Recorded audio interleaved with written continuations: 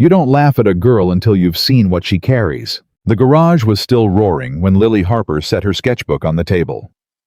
100 bikers had been laughing at the 18-year-old standing in their doorway, laughing hard, laughing mean.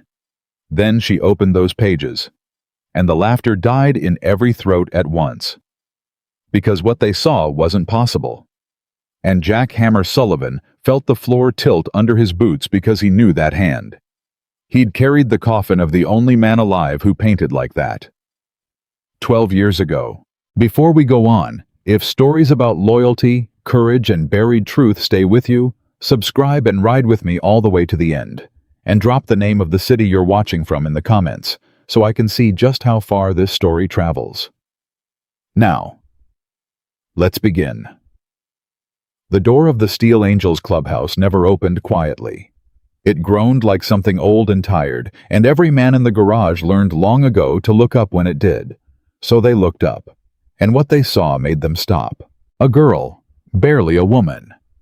Blonde hair stuck to her neck from the Arizona heat, a backpack worn down to the threads, and a leather-bound sketchbook clutched against her chest like it was the only thing in the world that mattered. She couldn't have weighed more than 110 pounds. And she walked into a room of 30 men who could have snapped her like kindling, and she didn't slow down. "Somebody's lost!" a voice called out. Big Tommy leaning on a wrench the size of his forearm. "Sweetheart, the mall's 40 miles back." A few chuckles. The girl stopped in the center of the floor. She looked around, not scared, not shy, measuring. Like she was deciding something about them, not the other way around. "I'm not lost," she said. Her voice was steady. "I want to paint your bikes." Silence for one beat. Then the whole garage detonated. They laughed. God, they laughed. Men doubled over, slapping each other's shoulders. Someone whistled. Someone else shouted, "For real! You hear that, boys? She's gonna paint our bikes." "For tips," the girl added, and that only made it worse. "For tips," Big Tommy howled. "You know what kind of place this is, honey. You know who we are." "I know exactly who you are," she said. And something in the flatness of it, the total lack of fear, made a couple of them stop laughing. Not Tommy. He pushed off the workbench and walked toward her, wiping his hands on a rag, grinning wide. "Tell you what. You paint my bike, I'll give you a real tip. Turn around and go home before your mama worries." "I don't have a mama," the girl said. "And I don't have a home. I have this." She held up the sketchbook. "Then you got nothing," Tommy said, and turned his back on her. That was his mistake, because she didn't leave. She walked to the long table in the middle of the garage, the one covered in tools and beer rings and cigarette burns, and she set the sketchbook down, and she opened it. "Look," she said. Just that. Nobody moved. Then, out of curiosity, more than anything, one of the younger guys drifted over, then another. And the second they saw what was on the page, everything changed. "Whoa. What the hell?" Tommy, get over here." Tommy rolled his eyes and came back ready to end this. He looked down at the open page, and the grin fell right off his face. Because it wasn't a girl's doodle. It wasn't pretty flowers or cartoon skulls. It was a motorcycle rendered in ink and shadow so perfect it looked like it might rumble to life off the paper. Chrome that caught light that wasn't even there. A fuel tank painted with a design so intricate, so alive that grown men leaned in and forgot to breathe. "Who did this?" Tommy asked. His voice had gone quiet. "I did," the girl said. "No, who really did this?" "I did," she said again. "Yesterday, in a bus station in Flagstaff." The men looked at each other, because this wasn't skill you learned in a high school art class. This was something else. This was decades of it poured into a single page by someone who'd been on this earth for 18 years. And in the back corner of the garage, a man who hadn't laughed once slowly set down his coffee. Jack Hammer Sullivan had run the Steel Angels for 20 years. He'd seen everything roll through that door, con men, cops, runaways, killers. Nothing surprised him anymore. He'd made peace with that a long time ago. But he was staring at that sketchbook like he'd seen a ghost. Because he had. He stood up. and the room, which had started buzzing again, went still. When Hammer stood up, men paid attention. He crossed the floor, slow boots heavy on the concrete, and the crowd parted for him without being asked. He stopped at the table. He looked down at the page for a long, long time. Then he looked up at the girl. "What's your name?" he asked. Low. Careful. "Lily." "Lily what?" She held his eyes. "Harper." And the name landed in that garage like a gunshot. Hammer didn't move, but something crossed his face, grief and shock and disbelief all fighting for the same space. His jaw tightened, his hand resting on the table curled slowly into a fist. "Say that again," he whispered. "Lily Harper," she said. "I think you knew my father."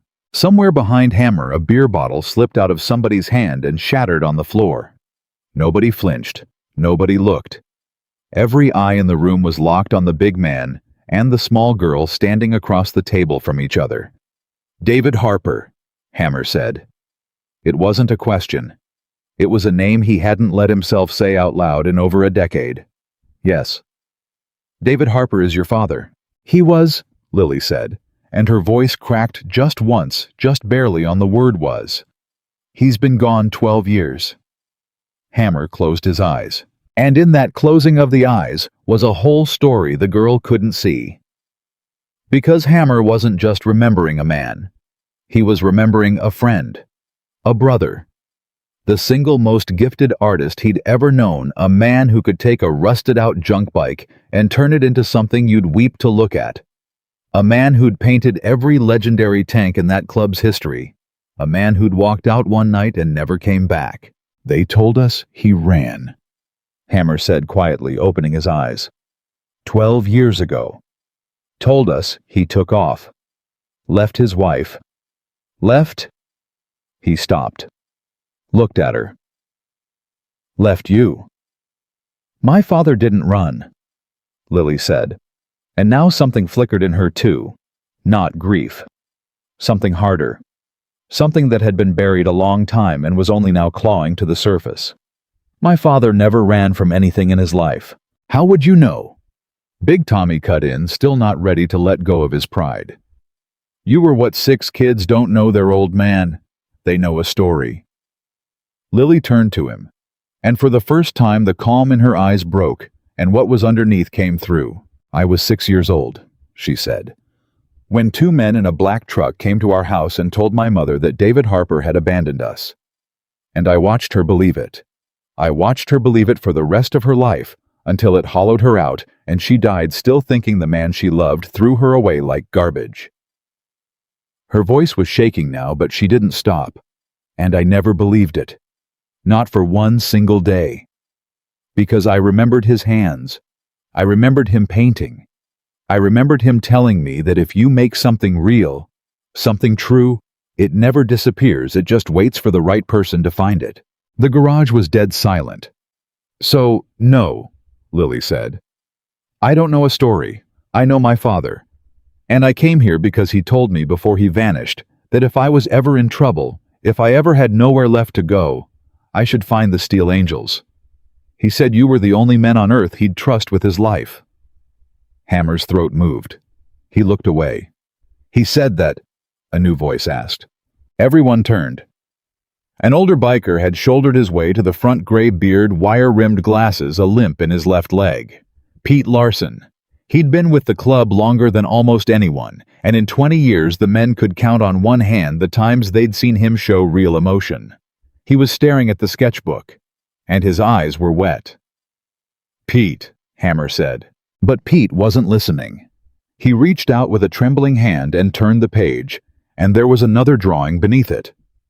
A close-up. The detail of a fuel tank, and in the corner of the design hidden in the swirls, a tiny mark. A signature that wasn't a name. A little symbol, like a wing folded around a flame. Pete made a sound. Half a word. Half a sob. "That's his mark," he whispered. "That's David's mark. Nobody knew that. Nobody. He put it on every tank he ever painted so small you'd never see it unless you knew to look. I helped him hide it 100 times." He looked up at Lily, and his old face was breaking apart. "You couldn't fake this. You couldn't copy this.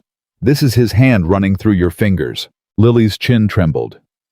"He taught me," she said softly. "Before he left. Every night after Mom went to sleep. He said, 'One day this'll matter, Lil. One day it'll matter more than you can imagine.' I didn't understand.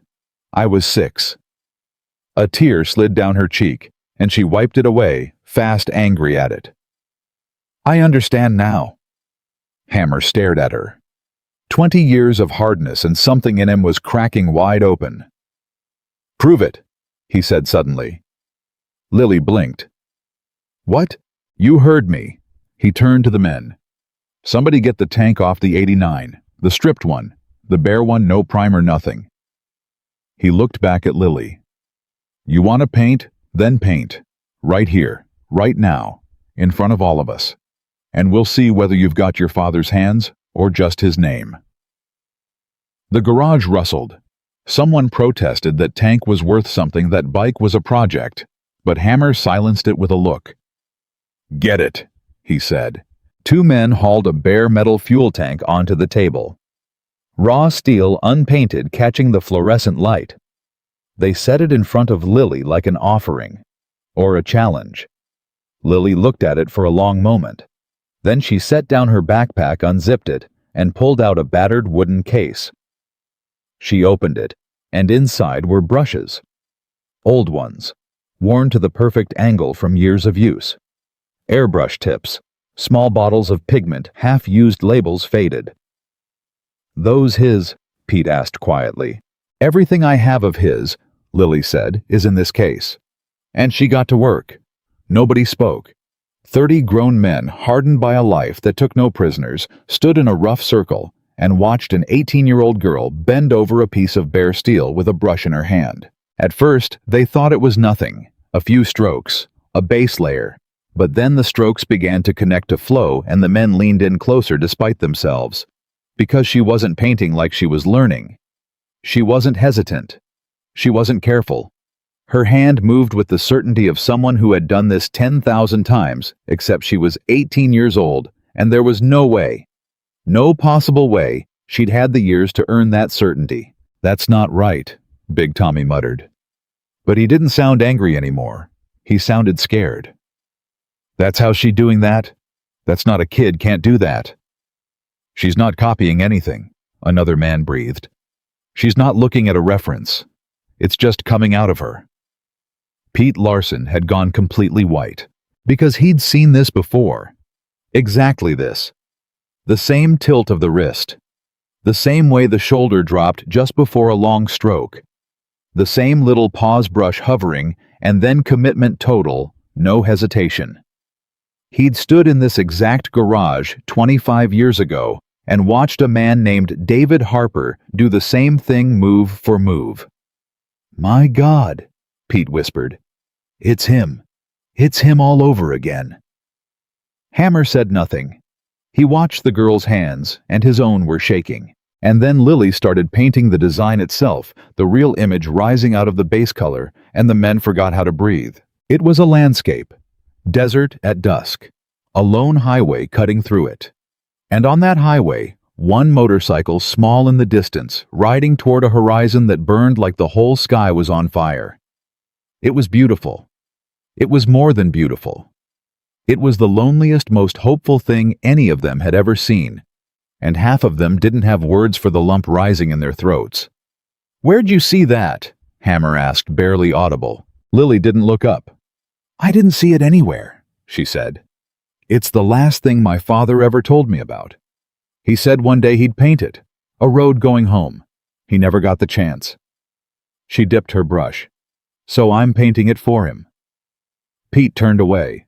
His shoulders were shaking. A man who'd faced down knives and guns in prison, and he had to walk to the corner of the garage and put his hand against the wall because he couldn't stand up straight. 12 years, he said to no one. 12 years I told myself he ran. I hated him for it. I stood at his empty grave and I hated him for leaving us.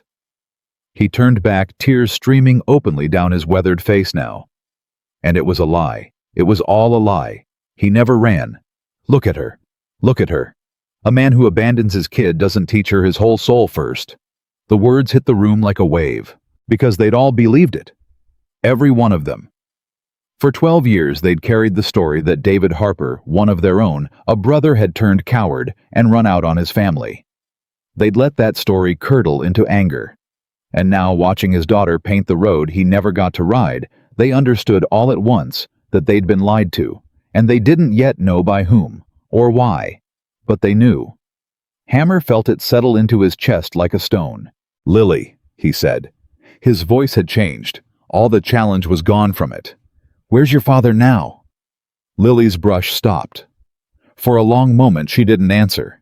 She stared at the painting she was making, the empty road, the burning horizon, and when she finally spoke, her voice was very small and very steady. "I don't know," she said. "Nobody ever found a body. There was no funeral. Not really, just an empty box Pete's talking about, because my mother needed somewhere to put the grief." She looked up, and her eyes were dry now, and there was something in them that made every man in that room go cold. "But 3 weeks ago, I found something. In a storage unit my mother rented and never told me about. A box, my father's box, and inside it was a letter." "A letter," Hammer repeated. "Addressed to me." Lily set down the brush.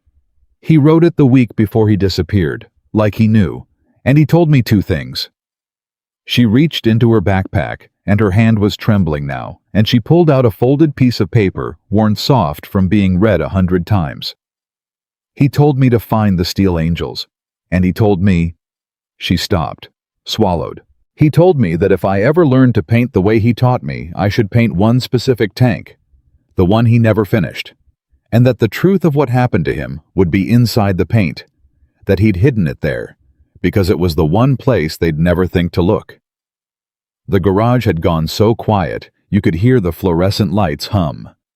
"Who's they?" Big Tommy asked. His voice was rough. All the mockery had burned away hours ago. Lily looked around at all of them. 30 men, her father's brothers, the only family she had left. "That's what I came here to find out," she said.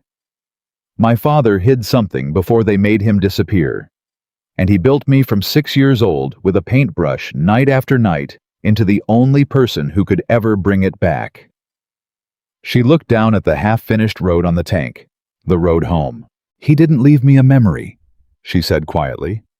"He left me a weapon, and I think it's time somebody finally used it." Hammer stared at the girl. Then he looked at Pete weeping in the corner. Then at Tommy, pale and silent. Then at 30 men who an hour ago had been laughing. Nobody was laughing now. Hammer reached out and very gently laid one enormous scarred hand flat on the table beside Lily's small one. "Then you're going to finish that painting," he said. "And then, little one, we're going to find out who we've got to bury." Orchestrated, emotionally driven narrative with rapid pacing twists and cliffhangers. Orchestrated, emotionally driven narrative with rapid pacing twists and cliffhangers. The hand stayed there on the table a long moment. Hammer's scarred fingers beside Lily's small ones. And then he pulled it back and turned to the room, and his voice cut through the silence like a blade. "Doors," he said. "Lock 'em. Nobody in, nobody out. Not tonight." Big Tommy moved without arguing, and that told Lily something. An hour ago, this man had laughed at her. Now he was throwing bolts on the clubhouse doors, because Hammer said so, and because somewhere in the last 60 minutes, the whole floor had tilted under all of them. "You don't lock these doors for anybody," Pete said quietly, wiping his face with the back of his hand. "Not for cops, not for anybody. 20 years, Jack, I've seen you lock them twice." "Third time's tonight," Hammer said. He turned back to Lily. "The tank he told you to paint, the one he never finished, where is it?" And this was the thing she'd been afraid to say, because saying it made it real, and if it was real, then everything after it was real too. She looked up at him. "I don't have it," she said. The air went out of the room. "What do you mean you don't have it?" Tommy said, coming back from the door. "You said—" "I said he told me to paint it. He didn't tell me where it was." Lily's jaw tightened. The letter said find the Steel Angels, they'll know the tank. That's it. That's all I've got. He thought you'd have it. He thought it'd be safe here. Hammer and Pete looked at each other, and something passed between the two old men that Lily couldn't read a whole conversation in a glance, the kind that only comes from 30 years of standing next to somebody. Pete, Hammer said slowly. I know, Pete said. The redemption tank. I know Jack. Pete's voice was shaking again. I've known since she said the word unfinished. I just didn't want to be the one to say it. Lily stood up so fast her stool scraped. You have it. You have the tank. We had it, Pete said. What does that mean, had it? Pete rubbed his eyes under his glasses, and when he looked at her again, he looked older than he had 5 minutes ago. Your dad was working on a tank the week he vanished. Called it the Redemption. Said it was going to be the best thing he ever did. Wouldn't let anybody see it. Kept it covered up in the back under a tarp, and if anybody so much as lifted a corner, he'd damn near take their head off. A sad smile. We figured it was superstition. Artists get like that. Now I'm thinking he was hiding it because it wasn't a paint job at all. Where is it? Lily said. Not a question. That's the thing, sweetheart. Pete's voice dropped. The night he disappeared, the tank disappeared too. The words landed like a punch, and Lily actually rocked back on her heels. No, she said. We tore this place apart looking for it, Hammer said. Not because we thought it mattered, because it was the last thing he touched, and we wanted something to hold on to. It was gone. Same night he was. We figured he took it with him when he ran. He stopped. The word ran sat there poisoned now, a lie they'd all swallowed. Except he didn't run. So somebody took that tank, same somebody who took him.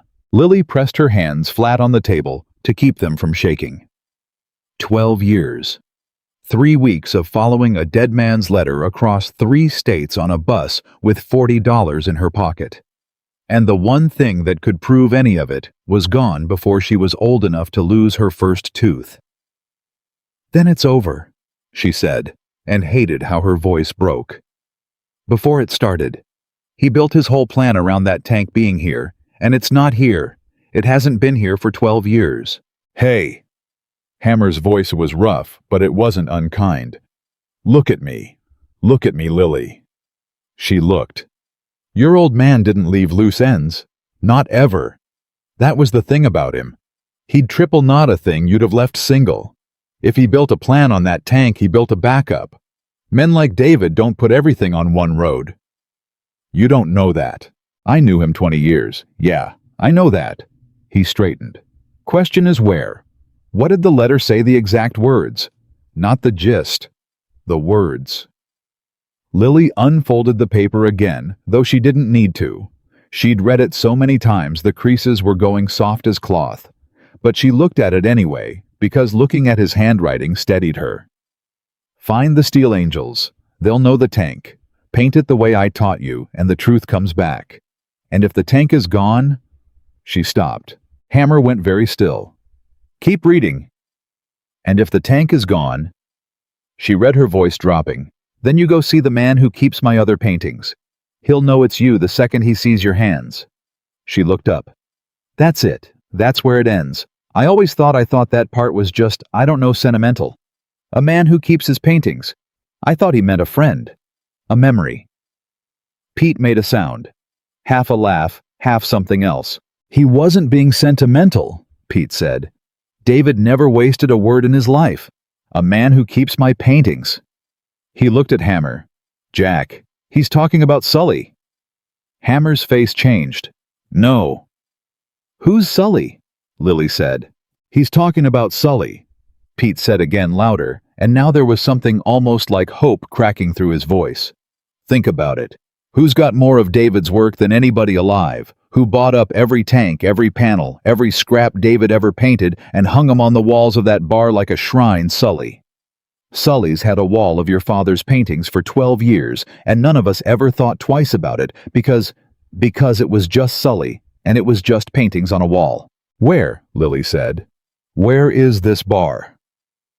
200 miles north, Hammer said, and he was already reaching for his jacket. And if your dad hid a backup, and he hid it with Sully, in plain sight on a wall, 100 people walk past every night." He stopped. His face hardened into something Lily would learn to recognize as the look Hammer got right before everything went sideways. "Then we need to get there before anybody else figures out the same thing." "Why would anybody else?" "Because you walked in that door tonight," Hammer said, "in front of 30 men, and you said the name Harper out loud. And I love these boys, Lily. I'd die for any one of them. But 30 men is 30 phones and 30 mouths and 30 guys with wives and girlfriends and bar buddies. Word's already moving. You understand? The second you said your name, a clock started." The room, which had been full of murmured emotion, went quiet in a different way now. A colder way. Because he was right, and every man there knew it, and a few of them shifted and looked at the floor, thinking about the text they'd almost sent, the call they'd almost made. "You're never gonna believe who walked in tonight." "Then we go now," Lily said. "We go now." Hammer agreed. But they didn't go now, because that was the moment the phone rang. Not a cell. The old landline bolted to the wall by the office, the one the club kept, because some habits from the 80s don't die. It hadn't rung in months. It rang now, shrill and wrong in the silence, and every head turned to it. Nobody moved. It rang again. "Somebody gonna get that?" Tommy said, and his voice wasn't quite steady. Hammer crossed to it, picked it up, said nothing, just held it to his ear and listened the way he did everything, careful and slow. Lily watched his face, watched it go from wary to blank to something she didn't have a word for. He didn't speak. Whoever was on the other end talked for maybe 15 seconds. Then the line went dead, and Hammer stood there holding a dead phone against his ear for 3 full seconds longer than he needed to. "Jack," Pete said. "Who was that?" Hammer set the phone down in its cradle, gentle, like it might break. When he turned around, his face had closed like a fist. "Man's voice," he said. "Didn't know it." Said. He stopped, looked at Lily. Said, "Tell the Harper girl her father says hello." The floor dropped out of Lily's stomach. "That's not possible," she whispered. My father's been gone 12 years. That's not possible. That's somebody being cruel. It's not your father," Hammer said flatly. "It's somebody telling us they already know you're here. It's somebody telling us they've been watching this door. It's a threat Lily dressed up in the worst thing they could think to say to you." His jaw worked. "And it means the clock I was worried about. It's already run down further than I thought. They didn't hear it third hand. They knew inside the hour. Which means somebody in here talked fast." Pete said low, and the room went colder still, because now they were all looking at each other. 30 men who'd trusted each other with their lives, and every one of them wondering. "Or somebody in here didn't have to talk," Hammer said, "because somebody in here already worked for them." Nobody said anything. But a few men's hands drifted real casual toward their belts, and the temperature of the whole room changed. "Jack," Tommy said carefully, "you want to say that plainer?" "I don't want to say it at all," Hammer said. "But a man just called a phone number that isn't listed anywhere, that maybe 40 people on Earth have inside an hour of this girl walking in. You do that math however you want. I already did mine." He turned to Lily, and the hardness in his face gentled just for her. "Get your case," he said. "Get your book. Everything you own, it comes with you, and it doesn't leave your hands. We're not waiting till morning. We're not waiting till anything." He raised his voice to the room. "I need 4 men. Just 4. The rest of you stay, you keep those doors locked, and you keep your mouths shut, because if one more phone call goes out of this building tonight, David Harper's little girl might not see tomorrow, and that's gonna be on whoever's thumb hit send. You hear me?" Silence. Then one by one, low. "Yeah, Jack." "Yeah." Heard. "Pete, Tommy, you're with me." He scanned the room. "Ryder, Cole, you two. Rest of you hold the line." And that should have been it. That should have been the moment they moved. But Lily didn't move because something Hammer said had snagged on a hook in her mind, and she couldn't get past it. "Wait," she said. "You said 40 people have that number." "About. How would somebody who took my father 12 years ago, how would they have a number that only the club uses?" She looked between the two old men. "Unless the person who took him was already close enough to the club to know it. Unless they were one of you. Back then." The garage went dead silent for the third time that night, and this silence was the worst of all, because it was the sound of 30 men realizing the same terrible thing at the same time. Pete sat down hard on a stool. "No," he said. "No, we would have known. We would have—" "Would you?" Lily's voice was shaking, but she didn't stop. "You told me an hour ago you all believed my father ran. For 12 years. You believed it. Somebody sold you that story, and you bought it. Somebody who you'd believe. Somebody on the inside. Because a stranger couldn't have made 30 men who loved him think he was a coward. Only somebody he trusted could do that." Hammer stared at her, and she watched the truth of it move across his face like a shadow. "She's right," he said quietly. "God help us, she's right. We never questioned it. 2 guys in a black truck told his wife he ran, and somehow the story came back to us clean, and we swallowed it whole, and I never once asked who brought us that story." He closed his eyes. "Who brought us that story, Pete, 12 years ago? Who was it that came in here and told us David took off?" Pete's mouth opened, closed. He looked like a man trying to remember the details of a nightmare. "I don't," he started. "It was so long ago, Jack, it was—" And then his face changed, drained, went the color of old paper. "Pete," Hammer said. "Who?" "It was Ray," Pete whispered. "It was Ray Delgado. He came in that morning and told us David was gone. Said he'd talked to David's wife himself. Said David asked him to pass the word so we wouldn't come looking." Pete's hands were shaking now bad. "We believed it because it came from Ray. Ray was David's best friend in this club, Jack. Closer than any of us.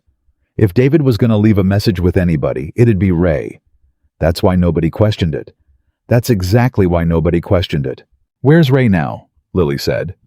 Hammer and Pete looked at each other, and the look was so heavy that Lily already knew she wasn't going to like the answer. "Ray left the club 11 years ago," Hammer said slowly. "Year after David went. Said he was done with the life.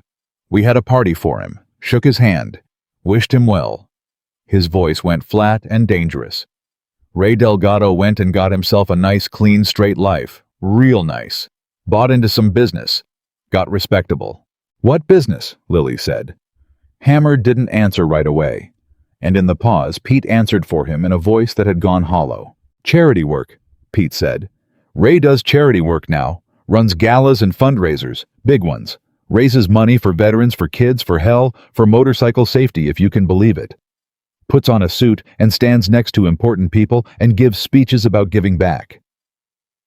He looked up and his eyes were wet again, but not with grief this time, with rage. "Ray Delgado, best friend a man could have, and the last person to see David Harper alive, and the man who told 30 of us to stop looking." Lily felt the whole thing click into place like a lock, and it made her sick. "Charity events," she said. "My father's letter. He said the truth was hidden in the paint. And in part bun." She caught herself gripped the edge of the table. "He was uncovering something. About charity money. Stolen charity money. That's what got him killed. And the man who told everyone he ran is the same man who now runs charities." "We don't know that," Hammer said. But even he didn't sound like he believed the caution. "We don't know Ray had anything to do with—" "You just said he was the last one to see my father. You just said he brought you the lie. You just said he quit and went and started running the exact kind of events my father died trying to expose." Lily's voice cracked down the middle. "How much more do you need, Jack?" And Hammer didn't have an answer for that, because there wasn't one. But it was Tommy Big, loud wrong about everything an hour ago Tommy, who said the thing that changed the shape of the whole night. "Then somebody better warn Sully," Tommy said. Everyone looked at him. You said your dad hit a backup with Sully? Tommy said to Lily, talking fast now, the pieces snapping together for him too.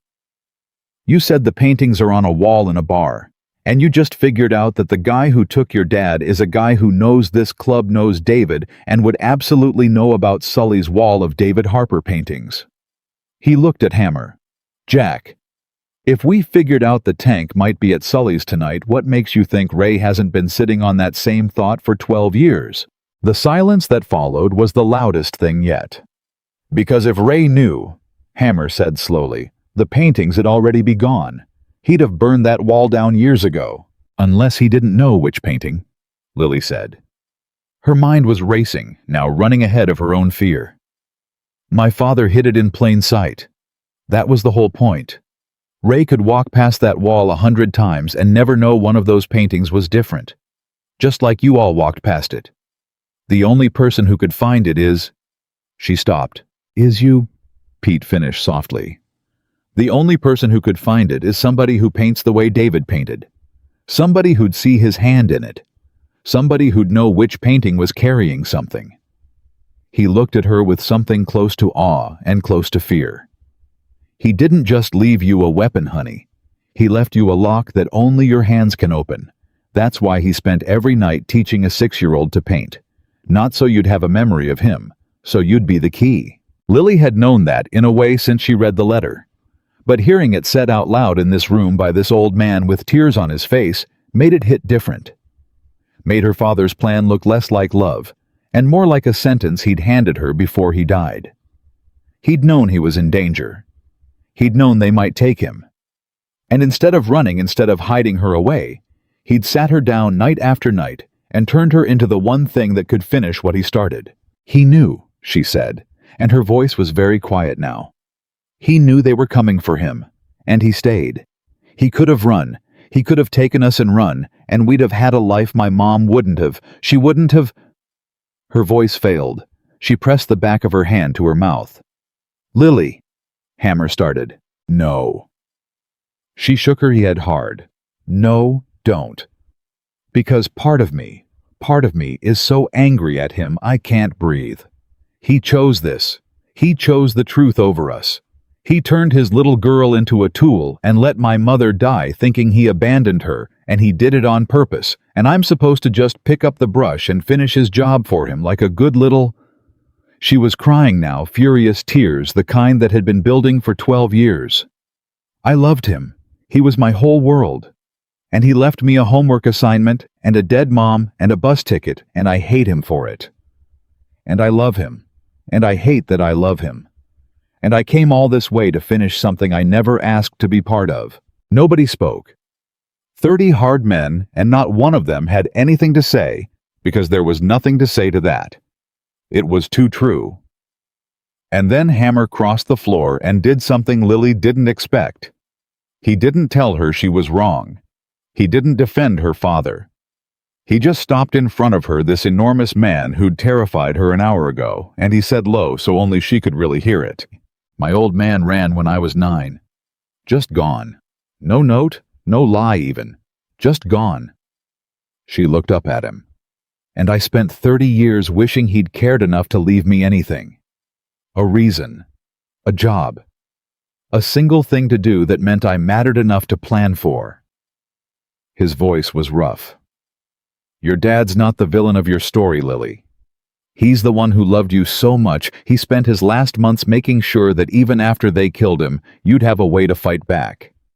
He didn't leave you a homework assignment. He left you the only inheritance a poor man could give a kid he knew he was gonna lose. He left you the truth and the power to use it. That's not abandonment. I know abandonment. That's the opposite. Lily stared at him. And something in her chest, some 12-year-old knot, loosened just a little. Okay, she whispered. She wiped her face. Okay. Okay. Okay. She stood up straighter. She picked up her father's wooden case and held it against her chest the way she'd held the sketchbook when she walked in. Then let's go find out which painting he left me, before Ray figures out he needs me alive to find it and dead right after. Hammer almost smiled. Almost. There she is, he said. There's David's kid. But they'd lost time. Too much of it. And they all felt it in the same instant, the way you feel a storm change direction, because the landline rang again. Everybody froze. It rang. And rang. And this time, Hammer didn't cross to it slow and careful. This time, he snatched it up on the second ring. "What?" he said. And Lily watched his face, and she saw the exact moment the news arrived, because it was like watching a wall come down. His eyes flicked to her, then away. His free hand curled into a fist at his side. He said, "When?" And then he said, "You sure?" And then he said, "Don't touch anything. We're coming." And he hung up. Jack. Pete was already on his feet. "Jack what?" Hammer set the phone down. He looked at Lily for a long moment before he spoke, and she understood that whatever he was about to say, he was trying to figure out how to say it without breaking her. "That was a guy I know up north," Hammer said. "Guy who drinks at Sully's. I called him from the office 10 minutes ago, told him go check on Sully. Tell Sully to lock up and sit tight." He stopped. "He just got there." And Lily's voice was barely a sound. "And Sully's bar is on fire," Hammer said. "Whole thing. Going up right now. Fire trucks just pulled in. My guy says he can see the whole back wall already gone." The back wall. The wall of paintings. Lily's knees went. She grabbed the table. "No," she said. "No, no, the paintings, my father's paintings. The tank." "We don't know it's the tank," Hammer said, quickly crossing to steady her. "We don't know which painting, we don't know if it even—" "You just said the back wall's gone." She was shaking. "The wall of paintings is gone. Jack, it burned everything. My father left me, just burned. They got there first. Lily, how did they know?" And her head snapped up, and through the panic, something cold and clear cut through, and she looked around the room at 30 faces. How did they know to burn it tonight of all nights? 12 years that wall sat there, and it burns the same night I walk in that door and say my name. Her breath came ragged. They didn't just know I was here. They knew what I was going to figure out. They knew before I knew. Somebody told them exactly where I'd look. And the terrible logic of it filled the room like smoke, because it meant Tommy was right, and it meant the caller was real, and it meant the person feeding information to Ray Delgado wasn't some ghost from 12 years ago. It was somebody standing in this room tonight who had heard every single word, who had heard Sully, who had heard the wall, who had heard Pete say, "The only person who could find it is her," and who had gotten a message out fast enough to send a bar up in flames before Hammer could even zip his jacket. Slowly, every man in the garage turned and looked at the man next to him. "Nobody," Hammer said, and his voice had gone to a place Lily hadn't heard yet, quiet and absolutely lethal. "Left this room. Nobody made a call. I've been watching." "So how?" He turned in a slow circle, scanning faces. "How did it get out?" And that was when Lily saw it. Because she was standing where she was, at the head of the table facing the room, she saw what Hammer turning couldn't. She saw one man near the back half in shadow by the tool wall, and she saw his hand come up and touch his ear. Just for a second. Just once. An earpiece. "He's got an earpiece," Lily said. The room turned. The man younger, one of the ones who'd wandered over first to look at her sketchbook, one of the ones who'd said, "Whoa," went still as death. And then his hand moved fast, not toward his ear, but toward his belt, and Tommy was already moving, and Hammer roared, "Get him!" and the whole garage erupted. But Lily didn't watch the men crash into each other. She watched the young man's face in the half-second before Tommy hit him. She watched him look right at her past all of them, and she watched him smile. And she watched his mouth move calm, as anything in the middle of the chaos, saying two words she read clear, as if he'd shouted them. Too late. Then Tommy hit him, and they went down in a pile of bodies, and Hammer was shouting, and Pete had Lily by the arm, hauling her back toward the office, and the whole clubhouse was a storm of noise and fists. And through all of it, Lily stood frozen, staring at the pile of men on the floor, at the young trader's smiling mouth, hearing those two silent words over and over. Too late. Because the wall had burned. The tank was gone. 12 years of her father's plan up in smoke 200 miles away. And a man with an earpiece had known she was coming before she'd said a word, which meant Ray Delgado hadn't just been watching the door tonight. He'd been waiting for her whole life. They got the earpiece off him before he could crush it. That was Tommy's doing. Tommy, who had the young man face down on the concrete with a knee in his back, and who reached up and tore the little device out of his ear a half-second before the kid could grind his own head sideways to break it. Tommy held it up between two greasy fingers like a dead bug. "Still on," he said. "Green light. Somebody's listening right now." Hammer crossed the floor. He took the earpiece from Tommy, and he held it up close to his own mouth, and for a long moment he just breathed into it, letting whoever was on the other end hear him breathe. Then he said very quietly, "Ray?" Nothing, just the faint hiss of an open line. "I know it's you," Hammer said. "Took me 12 years, but I know it's you. And I want you to hear me say this clear so there's no confusion later." He paused. "You burned the wrong wall." He crushed the earpiece under his boot, ground it into the concrete until it was plastic dust. The young man on the floor started laughing. Not a big laugh. A tired, ugly little chuckle muffled against the concrete. "You don't get it," the kid said. "None of you get it. You think you found something out tonight. You didn't find out anything he didn't already know. He's been 3 steps ahead of you people since before this one was born." A jerk of his chin at Lily. "The wall's gone. The paintings are gone. There's nothing left to find. It's over. It's been over for 12 years. You're just now noticing." "What's your name?" Hammer said. The kid smirked. "Does it matter? To me it does. When I decide what to do with you, I like to know the name." The smirk flickered. "His name's Danny," said one of the other men, low disgusted. "Danny Vaughn. Been prospecting 8 months. I vouched for him." The man's face was gray. "I vouched for him, Jack." "Then you and me got a conversation later, too," Hammer said without heat, and the man flinched like he'd been slapped. Lily wasn't listening to any of it. She'd pulled loose from Pete's grip, and she was standing over Danny Vaughn, looking down at him, and something in her face made even Tommy go quiet. "He said, 'Too late,'" she said, right before Tommy hit him. "He looked at me, and he said, 'Too late.'" She crouched down slow so she was closer to his level. "But you're wrong, and you don't even know why you're wrong." "Enlighten me, sweetheart." "Don't call me that." She said it flat. "You burned a wall of paintings. You think you destroyed the evidence." She tilted her head. "My father didn't hide the truth in a painting on a wall for anybody to walk past. Think about it. If it was that easy to burn, he never would have built his whole plan on it. He was smarter than that. He was smarter than Ray." She leaned in. "So whatever burned up in that bar tonight, it was never the real thing. It was the decoy. And you just told Ray Delgado the job was done." For the first time, Danny Vaughn's face changed. The smugness cracked just at the edges. "You're bluffing." "Maybe." Lily stood back up. "But you're not sure, and that's gonna eat at you all night." She turned away from him.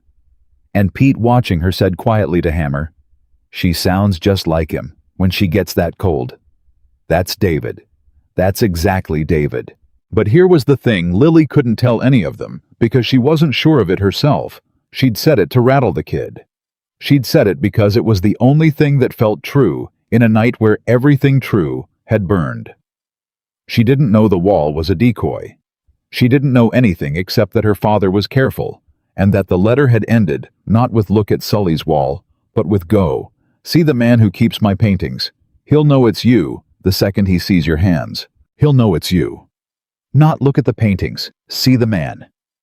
And it hit her so hard she actually grabbed Pete's sleeve. "The letter doesn't say the tank is in the paintings," she said. "It doesn't say look at the wall. It says, go see the man. Sully. It says Sully will know it's me when he sees my hands." She was talking fast now. "The paintings were never the point. Sully was the point. My father didn't hide a thing on that wall. He hid a thing with a person. And you can't burn a person out of a building by torching the barroom.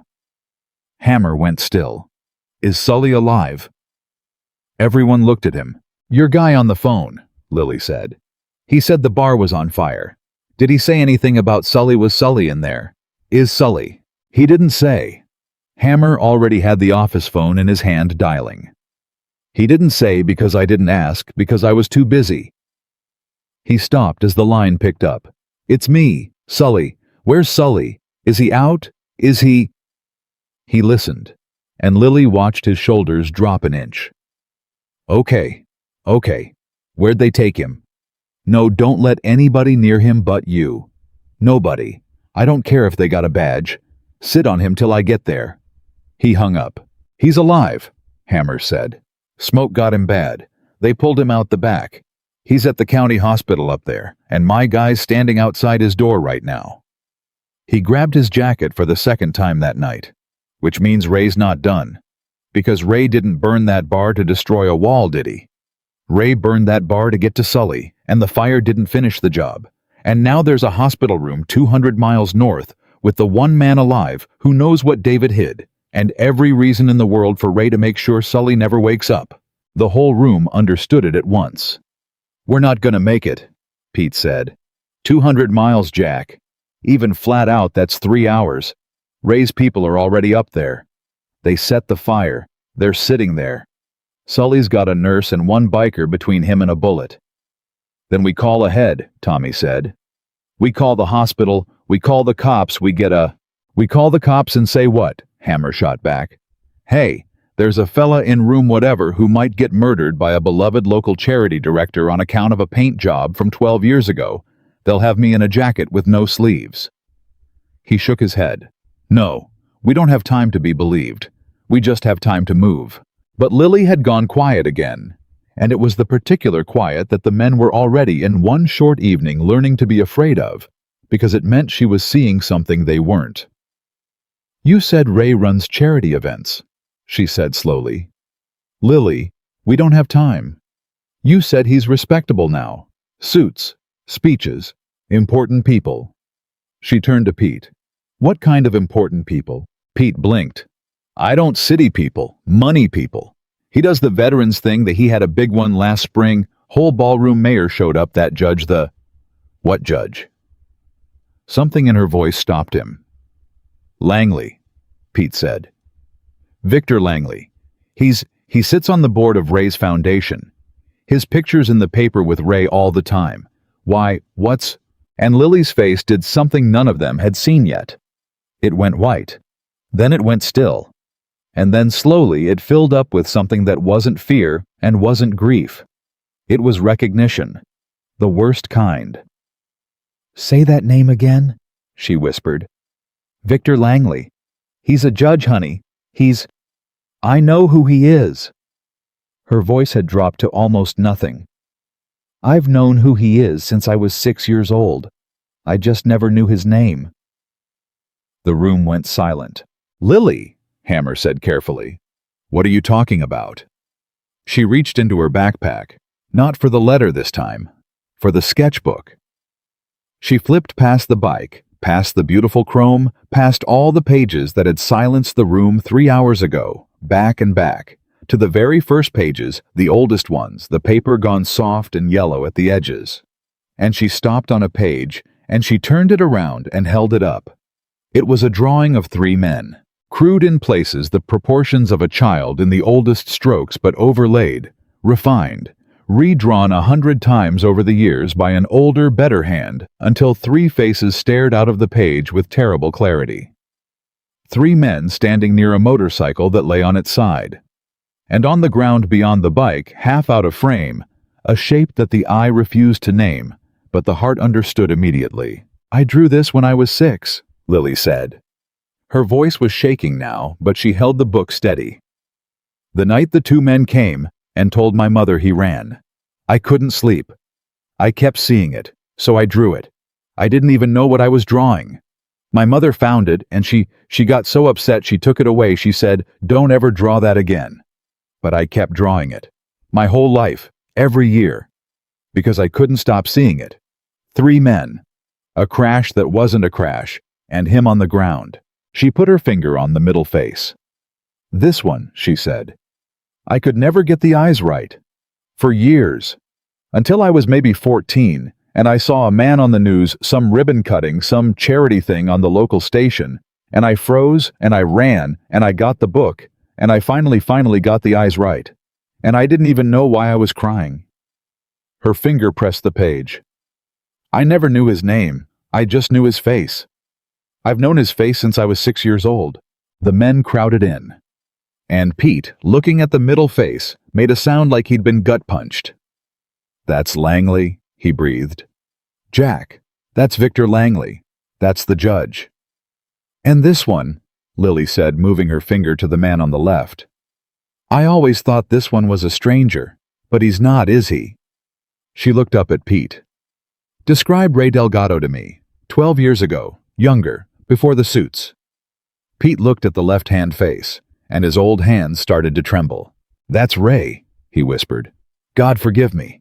That's Ray Delgado, his best friend. That's Ray standing over him." And the room, which had gone silent so many times that night, reached a silence deeper than all the others.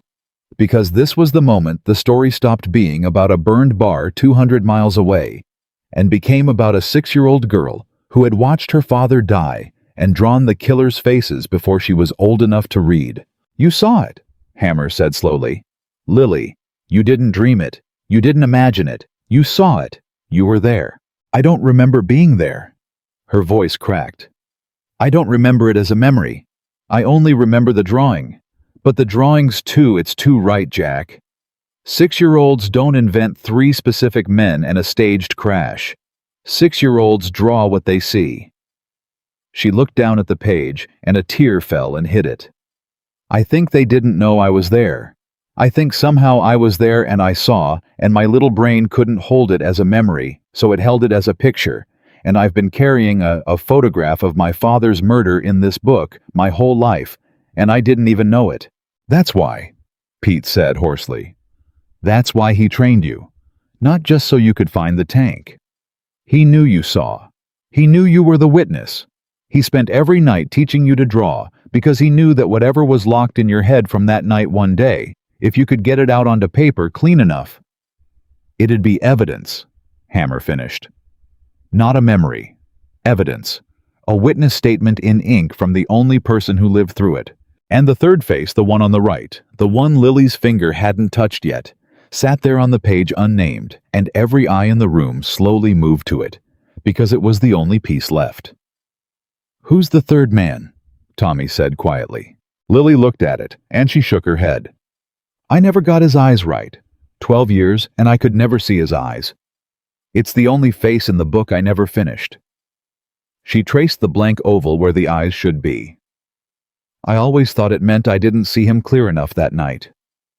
A pause. "But now, I think it means something else." "What?" Hammer said. "I think," Lily said slowly, "I couldn't finish his face because I already knew him, and a 6-year-old can't draw a face she loves like a stranger. She keeps softening it. She keeps making it kind." She looked up, and there was something breaking in her eyes. "I think the third man is somebody I knew. Somebody who was supposed to be safe. That's why I couldn't get the eyes. I kept drawing them the way I wanted them to be instead of the way they were." The room held its breath, and Pete Larson very slowly sat down on the stool behind him because his legs had stopped holding him up. "Lily," he said, and his voice had changed. It had gone small and old and terrified. "How old were you when your dad first put a brush in your hand?" She frowned. "I don't 3-4. He said I could hold a brush before I could hold a spoon. Why? Because that doesn't fit." Pete's voice shook. "David didn't start painting seriously till he was grown. He didn't have a kid learning at his elbow at 3 years old on his own. Somebody had to be there.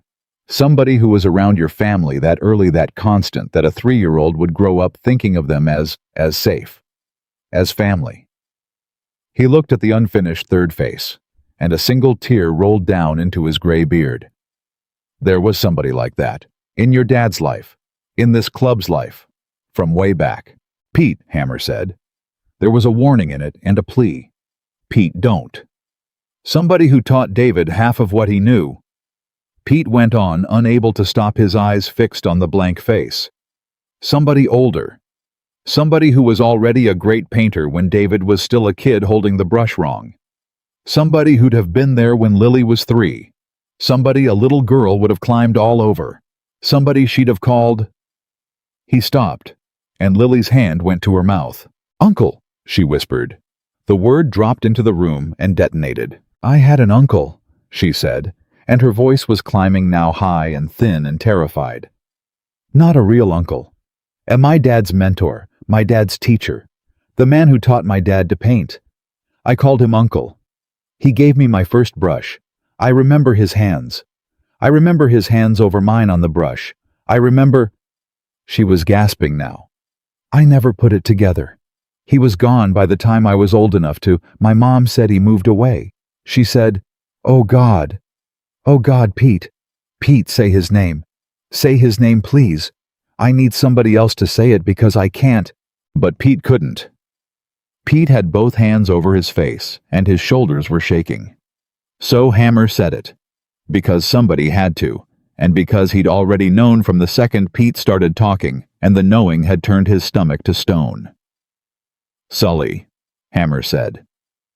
The word landed like a body dropping. "The man who keeps David's paintings," Hammer said, and his voice was terrible and flat and quiet. "The man David sent you to. The man we're all riding 200 miles to save right now. Sully, David's teacher. The man who put the first brush in your hand." He looked at the unfinished third face in the book. The third man at the crash. "No," Lily said. "No, that's no. Why would my father send me to the man who killed him? That doesn't." The letter said, "Go to Sully. Sully will keep me safe. Sully will know it's me. Why would he send me to a murderer?" And that question hung in the air, and nobody had an answer. And the not having an answer was the most frightening thing of all, because it meant either Lily's whole memory was wrong, or her father's whole plan was, and there was no version where both were true, until Hammer said slowly, working it out loud, "Unless Sully wasn't there to kill him." Lily stared at him. "You said it yourself," Hammer said. "You couldn't finish his eyes because you kept making them kind. What if you couldn't finish his eyes because in your memory, his eyes weren't like the other two? What if the third man wasn't standing over your father the way Ray and Langley were standing over your father? What if the third man was there but he was there trying to stop it?" And a 6-year-old brain watching the man she loved fail to save her daddy couldn't tell the difference between a man who killed and a man who couldn't save him in time. Lily looked down at the drawing. At Ray's hard face on the left, Langley's cold one in the middle, and the blank, unfinished, softened space on the right where 12 years of trying she had never once been able to make the eyes cruel. "He was trying to save him," she breathed. "And he failed," Hammer said. "And he lived with it. And he took David's paintings and hung them on a wall in a bar 200 miles from here, not as a shrine to a dead friend, as a promise. He kept them because he was waiting. Because David must have told him, if my girl ever comes, if she ever shows up, and her hands move like mine, that means she's ready. That means it's time, and you give her what I left with you." Hammer's jaw worked. "That's why David sent you to Sully, not to a killer. To the one man left alive who loved David enough to spend 12 years guarding the truth and waiting for a little girl to grow up." Lily was crying now, openly, the book shaking in her hands. "And Ray just set him on fire." "And Ray just set him on fire," Hammer agreed grimly. "Because Ray finally figured out the same thing we did. That Sully wasn't a shrine keeper. Sully was the vault, and the girl who could open him just walked through my door." He grabbed his keys off the hook. "Which means we've got a dying man in a hospital bed who's carried this for 12 years, Hammer said, "and the men who murdered his best friend are standing in the parking lot waiting for him to stop breathing. And the only thing on this earth that can finish what David started is standing right here in my garage holding a picture book." He looked at Lily. "So I'll ask you one time, and then we ride, or we don't. Can you make it 200 miles no sleep straight into the thing you've been running from your whole life to save the man you've spent 12 years half believing killed your father?" And Lily wiped her face, and she closed the sketchbook, and she held it against her chest the way she'd held it walking through the door hours ago. Except she wasn't the same girl who'd walked through that door. That girl had come looking for answers. This one had them, and they were worse than she'd imagined, and she was going anyway. "He put the first brush in my hand," she said. "I'm not going to let them take him before I can put one back in his." Hammer almost smiled. "Then mount up." But as the men moved, as Tommy hauled Danny Vaughn up off the floor, as Pete grabbed his jacket, as the garage filled with the sudden purpose of men who finally had somewhere to be, Danny Vaughn started laughing again. And this time, it was worse. This time, it was real. "You still don't get it," Danny said. He was grinning through a split lip.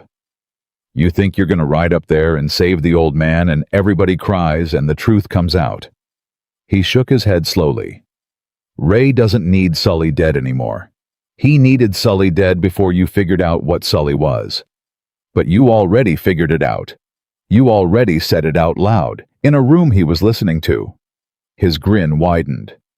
"So think real hard, sweetheart, about what Ray's actually gonna do now that he knows the girl who can open the vault is on her way to the vault." The room went cold. "He's not gonna kill Sully," Danny said softly. "He's gonna wait for you. He's gonna let you drive 200 miles and walk right into that hospital room. Because the only thing more useful to Ray than a dead witness," he looked at Lily, and his eyes were bright and awful, "is the living, breathing key delivering herself right to his door." And Hammer, keys in hand, stopped dead, because the kid was right, and every man in that garage knew he was right. They weren't riding to a rescue. They were riding to a trap, and Lily was the bait that was going to walk into it on her own 2 feet, because the alternative was letting the last man who loved her father die alone in a hospital bed, and she'd already made it clear to all of them that she would sooner die than do that. Hammer looked at Lily. Lily looked back at him, and neither of them said the thing they both understood, that they were going anyway. They rode anyway. But not the way Danny Vaughn expected them to. Because Hammer had run this club for 20 years by understanding one simple thing about traps: the man who sets one is only as smart as the assumptions he sets it on. And Ray Delgado's whole trap was built on the assumption that Lily Harper would walk in the front door of that hospital. So she didn't. "Here's how it goes," Hammer said before they left the garage with the whole club gathered around him and Danny Vaughn zip-tied to a support post. "Ray thinks I'm gonna do what any man does when somebody he loves is in danger. He thinks I'm gonna come fast, come loud, come straight. 30 bikes screaming into that parking lot. So that's exactly what he's gonna get." He looked at Tommy. "You're gonna give it to him." Tommy blinked. "Me? You take 20 guys. You ride up there loud enough to wake the dead. You park those bikes in that lot, and you make it the biggest, ugliest, most obvious thing Ray's ever seen. You give him a show. You give him every single thing he's watching for." Hammer's voice dropped. "And while every eye he's got is on you, me, Pete, and Lily come in the back. Quiet, in a truck. Nobody looking for a girl in the passenger seat of a landscaping truck." "And if he's got men on the back too?" Pete asked. "Then we find out how good Ray's people are," Hammer said. "But a man only has so many eyes, Pete. You point 'em all at the front, you go blind in the back. That's not strategy. That's just arithmetic." Lily said nothing during any of it. She stood off to the side with the sketchbook against her chest and her father's paint case in her other hand. And she watched 30 men rearrange their whole night around keeping her alive, and she felt something she hadn't felt in a very long time. She felt held. Not protected like a child she'd fought that her whole life. Held. Like she was part of something that had decided all at once and without a vote that she mattered. "Why?" she said quietly when Hammer came over to check her gear. "Why what? Why are you doing this? Any of you? You buried my father years ago. You believed he ran. You laughed at me when I walked in. And now 30 men are about to ride into whatever this is for a girl you met 4 hours ago." She looked up at him. "I don't understand it." Hammer was quiet for a moment. He checked the strap on her helmet she'd be in the truck, but he checked it anyway, out of habit, the way you fuss over a thing you're afraid of losing. "Because we owe him," he said finally. "That's the short version. We spent 12 years being angry at a man who didn't do anything wrong. We let his wife die thinking he was garbage. We let his little girl grow up an orphan 2 states over while we drank beer and told each other he ran." His jaw tightened. "You don't get to fix that. A thing like that, you can't fix it.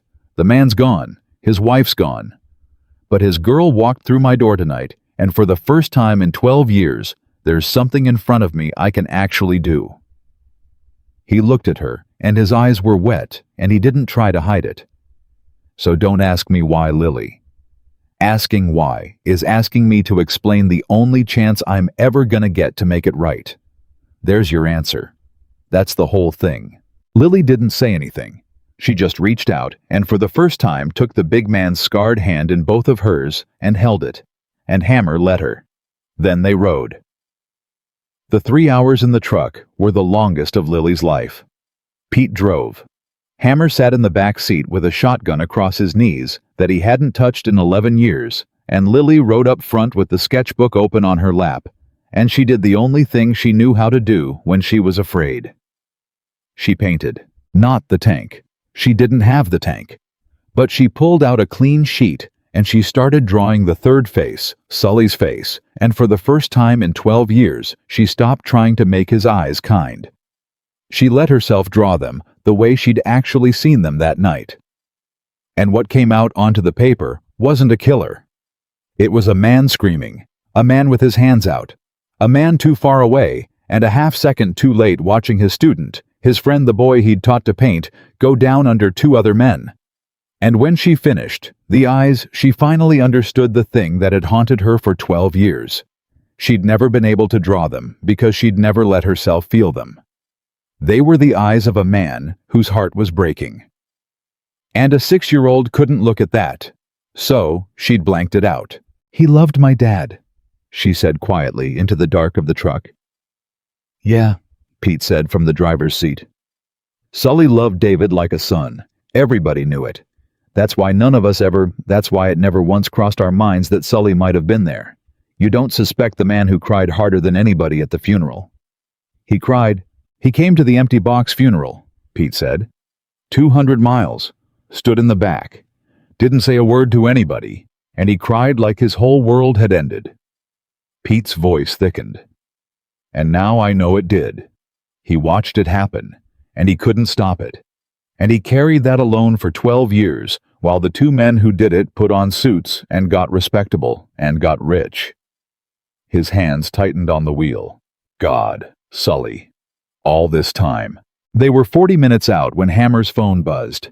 He read it. His face didn't change, which was how Lily knew it was bad. "Tommy's 10 minutes ahead of us," Hammer said.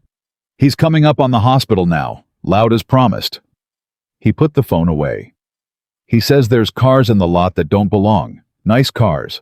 Wrong cars for a county hospital at 3 in the morning." A pause. "And he says there's a man standing outside the main entrance. Just standing there, watching the road. In a suit." Lily's stomach dropped. "Ray, no." Hammer's voice was strange. "Tommy says the man's older. Silver hair, expensive coat. Says he's just standing there real calm, like he owns the place." A long beat. "Tommy sent a picture." He held up the phone so Lily could see it, and even in the grainy dark of a phone camera at 3 in the morning, even from across a parking lot, she knew the face. She'd been staring at it in her lap for 3 hours. She'd been redrawing it since she was 6 years old. The middle face. "Langley," she whispered. "The judge came himself." "The judge came himself," Hammer said grimly. "And that tells us something, Lily. It tells us they're scared. A man like that doesn't show up in person at a county hospital in the middle of the night unless the thing he's protecting is worth his whole life. He doesn't get his hands dirty, not ever. That's what men like Ray are for." He set the phone down. "He's here because whatever David hid, whatever Sully's been holding, it's big enough to end Victor Langley. Not embarrass him. End him. and he wants to watch it burn with his own eyes. Then we can't let him, Lily said. Whatever's in that room, whatever Sully knows, Langley cannot leave that hospital with it destroyed. No, Hammer agreed. He can't. They went in the back. It worked at first exactly the way Hammer said it would. Every eye Ray had was pointed at the front, at the 20 bikes, and the roaring engines, and the wall of leather that Tommy had thrown up like a challenge. Nobody was watching a beat-up landscaping truck roll up to the loading dock. Nobody stopped a graying biker in a work jacket, and an old man and a girl who slipped through a service door that Hammer's man on the inside had propped open 20 minutes before. The hallway to Sully's room was quiet.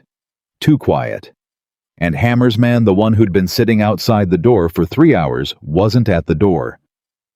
Hammer stopped, held up a fist. Everybody froze. "Where's my guy?" he breathed. And that was when they heard it. Low voices from inside Sully's room. 2 of them. And one of them Lily didn't know. But the other one she'd been hearing in her nightmares her whole life, without ever knowing whose it was, the voice that went with the hard face on the left side of the page. Ray Delgado. "Not gonna ask you again, old man," Ray was saying, soft and almost gentle, which was worse than shouting. 12 years I let you sit up here with your little wall of paintings. 12 years I told Victor you were harmless, a broken old drunk crying over his dead friend. I vouched for you, Sully. Same way David used to vouch for me." A pause. "And this whole time you were sitting on it, weren't you? He gave it to you, and you've been waiting." A weak, rasping voice answered, ruined by smoke, barely there but steady. "I've been waiting," Sully said, "for his girl." Lily's whole body went rigid. "Well," Ray said, "good news, she's here. Downstairs near as we can tell. My guy said she rode up with your old crew. So here's how this goes, Sully. You tell me where David hid it, and I'll make sure the girl gets to walk out of this hospital tonight." A creak like Ray leaning in close. "Or you keep playing the loyal old dog, and I promise you she does not walk out. She never leaves this building. You'll have kept his secret and killed his kid in the same breath. That's the trade. That's the only trade on the table." And in the hallway, Lily started to move. Hammer caught her arm. Hard. He shook his head one violent motion. "No." But Lily looked at him, and her eyes were streaming, and she mouthed one word back at him. "No." Not "no, I won't go in." No meaning "I won't let a dying old man die protecting me." And Hammer, holding her arm, understood that he could break her wrist, and she'd still walk through that door, because she was David Harper's daughter, and David Harper had stayed when running would have saved him, and the apple hadn't fallen anywhere near far from that tree. So he did the only thing he could. He let go of her arm, and he lifted the shotgun, and he mouthed back, "Behind me." Inside, Sully was laughing, a terrible, wet, rattling laugh. "You don't get it, Ray," the old man wheezed. "You never got it. That's why David beat you every time. You think he hit a thing, a tank, a painting, a piece of paper in a box. You think if you find the object, you win." Another rattling breath. "He didn't hide a thing, you fool. He hid it in his daughter. 12 years ago, before you took him, he came to me and he said, 'Sully, if they get me, they'll find every object I ever touched. They'll burn every painting, tear up every floorboard. But they can't burn what's inside a little girl's head. They can't tear up a memory.'" The laugh again, awful and triumphant. "He made her the vault, Ray. Not me. Her. And you can torture me till the sun comes up, and it won't matter because I don't have it. I never had it. All I had was one job, to look at her hands when she finally came and know it was really her and tell her she was ready."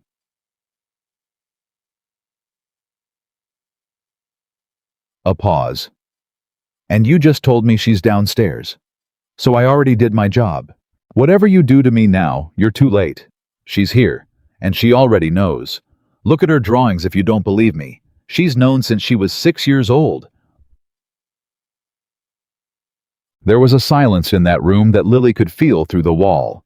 And then Ray Delgado said very quietly, "Then I don't need you anymore."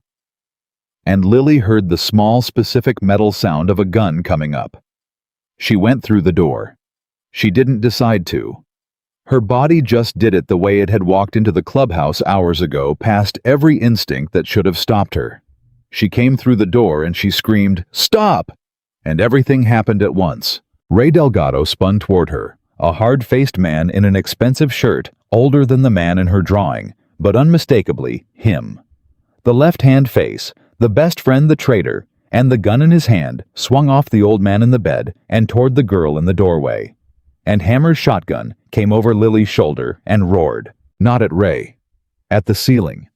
A deafening blast that took out a light fixture and filled the room with noise and glass, and made Ray flinch and duck the shot going wide, punching into the wall a foot from Lily's head. "Next one, center mass Ray!" Hammer bellowed, racking the shotgun, stepping in front of Lily, filling the whole doorway. "You remember me 20 years you rode with me. You remember what I do." Ray had the gun up, but he wasn't pointing it at Sully anymore, and he wasn't pointing it at Lily, because Hammer was between them now, and Hammer had a shotgun leveled at his chest, and for one frozen second, the whole thing hung in the balance. "Jack," Ray said, and he actually smiled, though it was thin. "You always did show up loud, and you always did do your killing quiet," Hammer said. "How's that working out?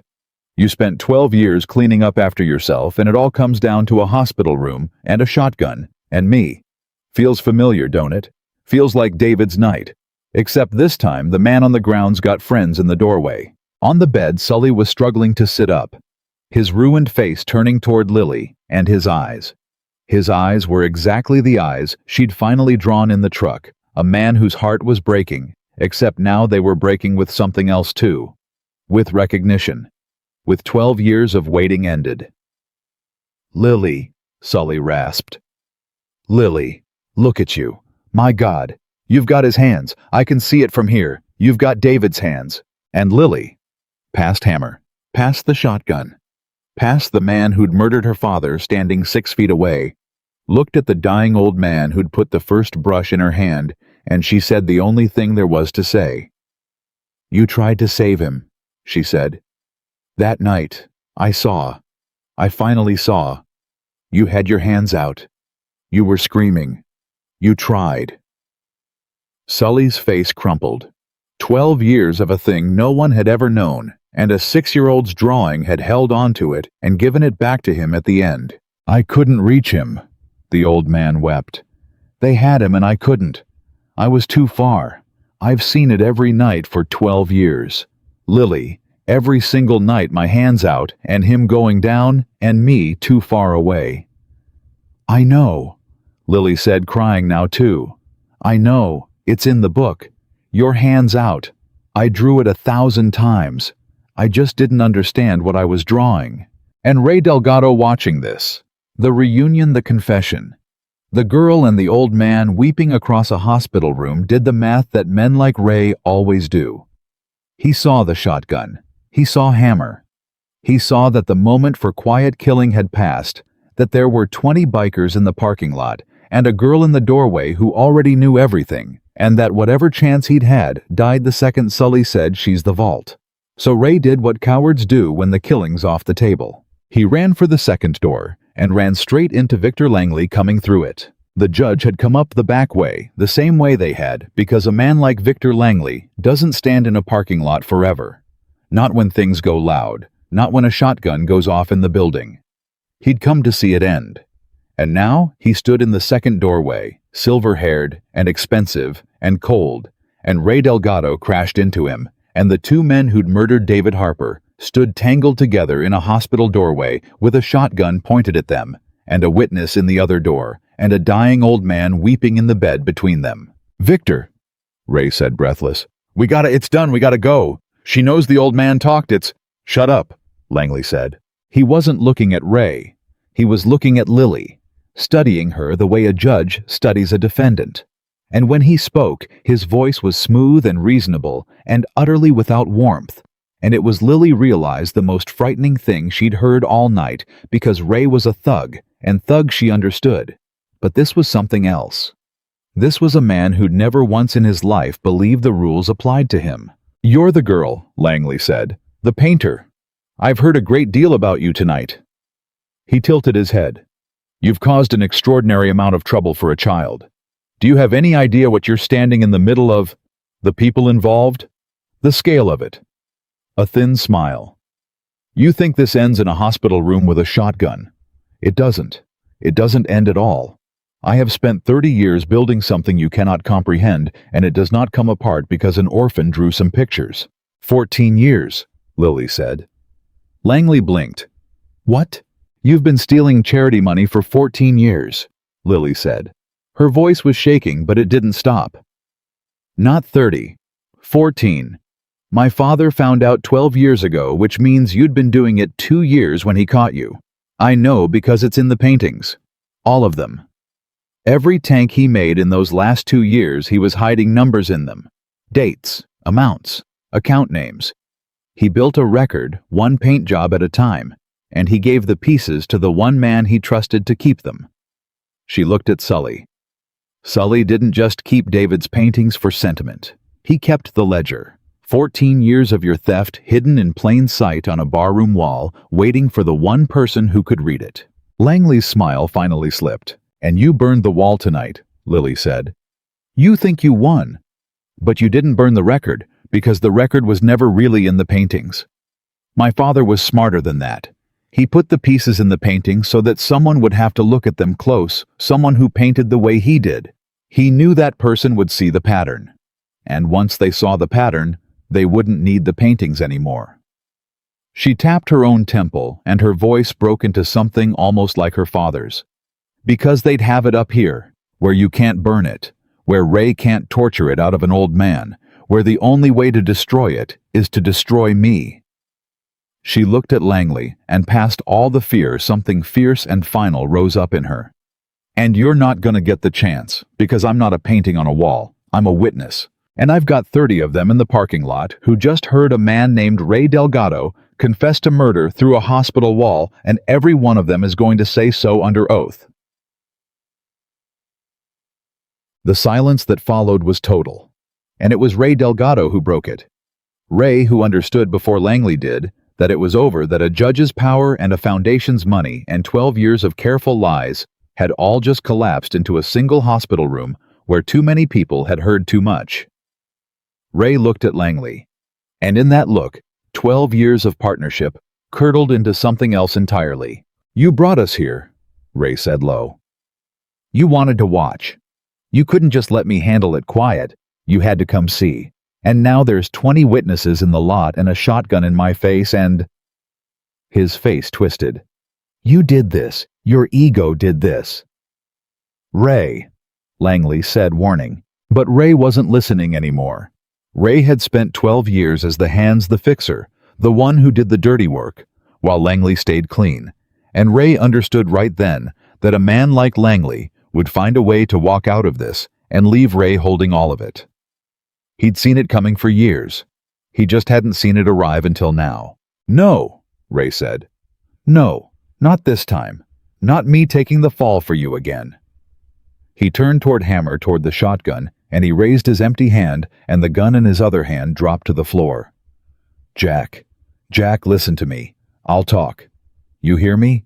I'll tell all of it. The murder, the money, all 14 years, the other people, the everything. Under oath. In front of God and everybody. On one condition.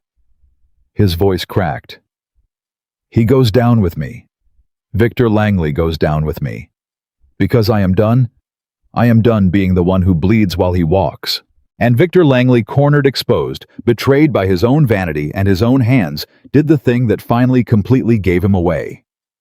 He looked at the dying old man in the bed, and the weeping girl in the doorway, and the shotgun, and the confessing partner. And he understood that there was no version of this room he walked out of clean. So he lunged for the gun on the floor. He was a judge.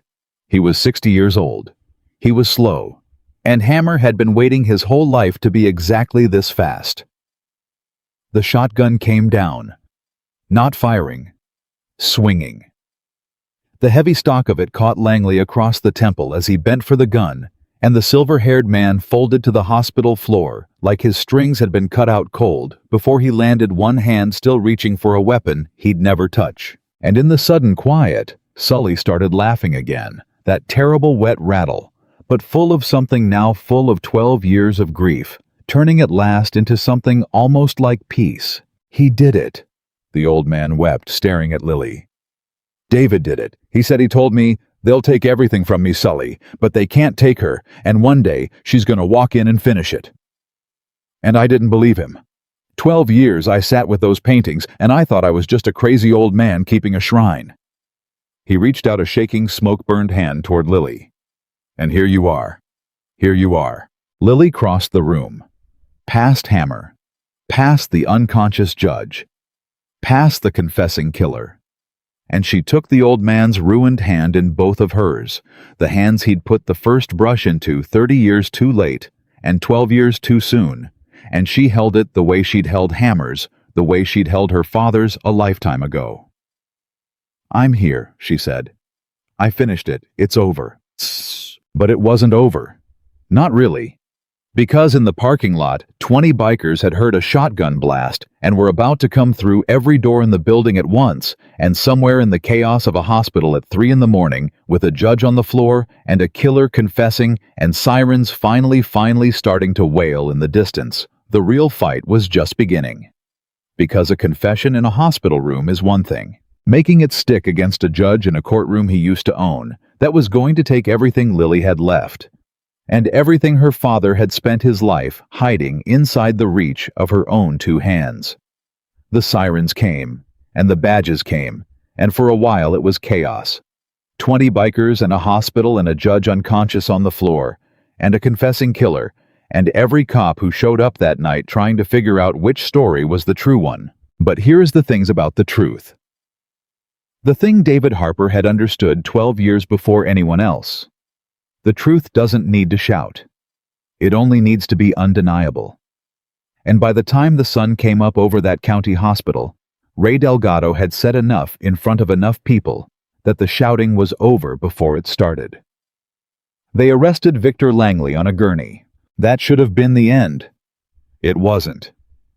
Because a man like Langley didn't become a judge by being easy to convict, and the days that followed taught Lily something she'd been too young to learn when they first stole her father from her, that the powerful don't lose the way ordinary people lose.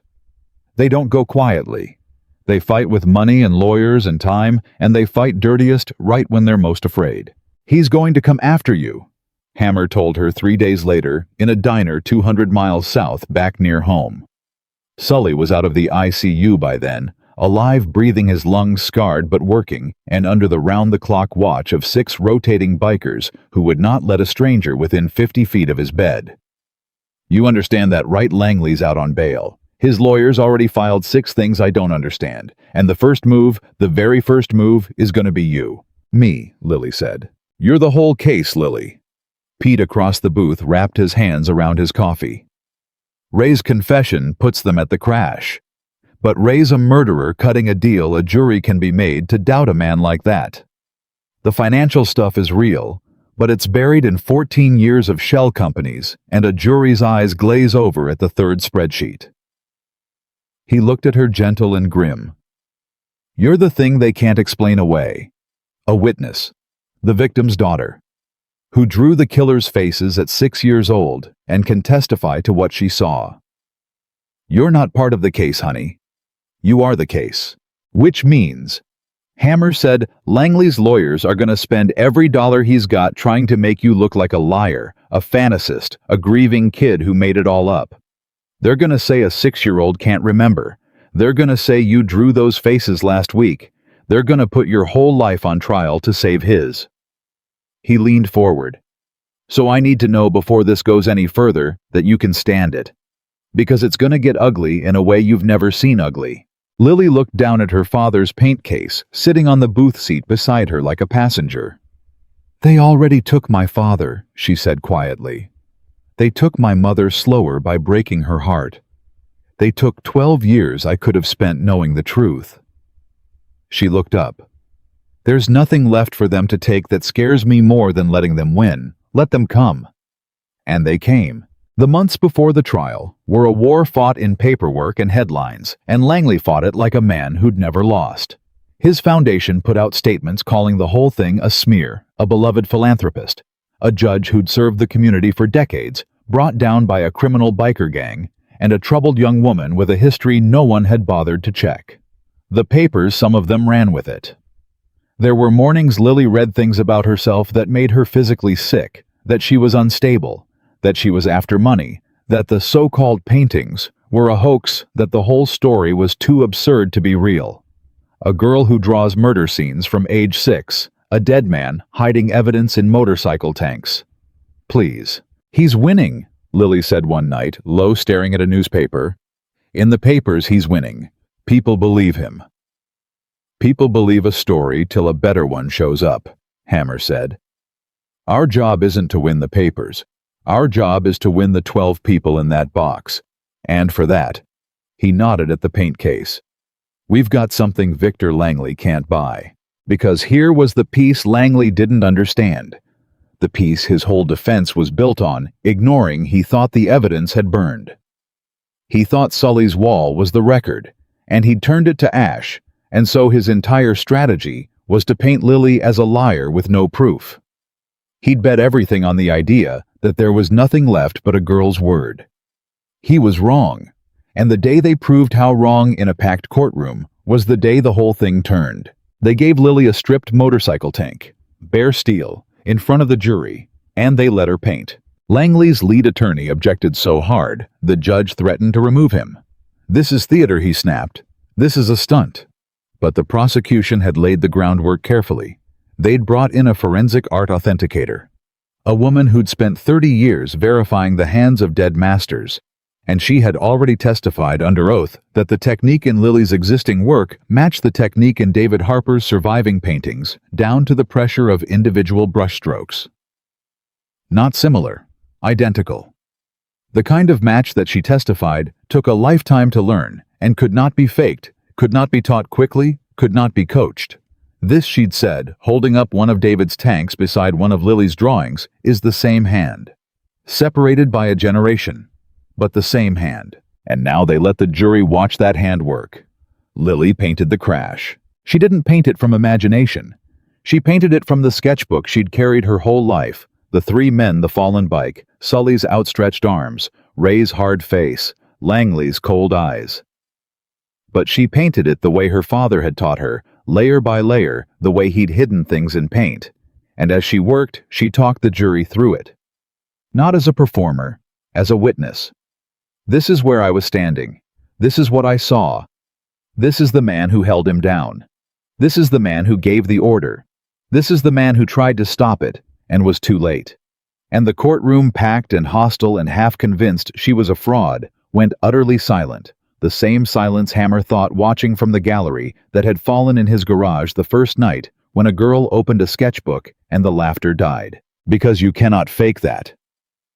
A jury of 12 ordinary people watched an 18-year-old girl bend over a piece of steel and produce in real-time work that grown experts had sworn under oath took a lifetime to learn, and they understood in their bones, in the place below, argument where people actually decide things, that this was real. That a girl who could do this was not making up a story. That the hand doing the painting was the same hand her dead father had trained, and that a man doesn't spend his last months teaching his 6-year-old to paint unless he's building something, unless he knows. And then Lily did the thing that ended it.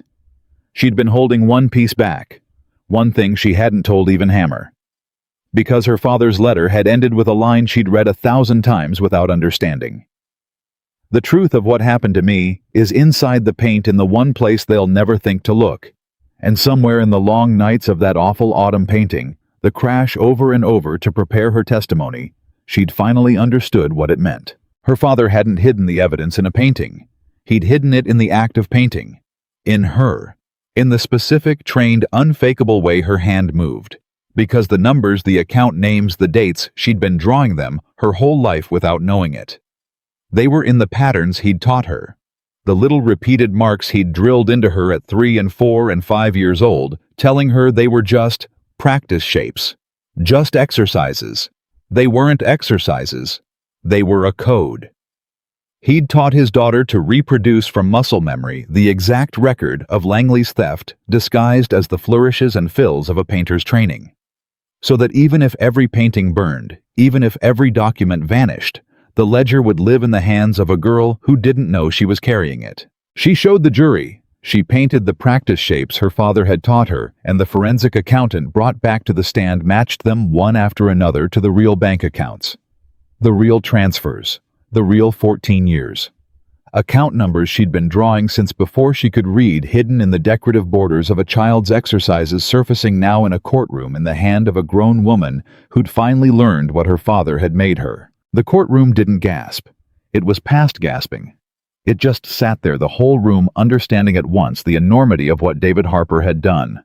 A man who knew he was going to die, who couldn't save himself, who took the truth and folded it into the one vessel his killers would never think to burn the memory and the muscle of his own child. A living record.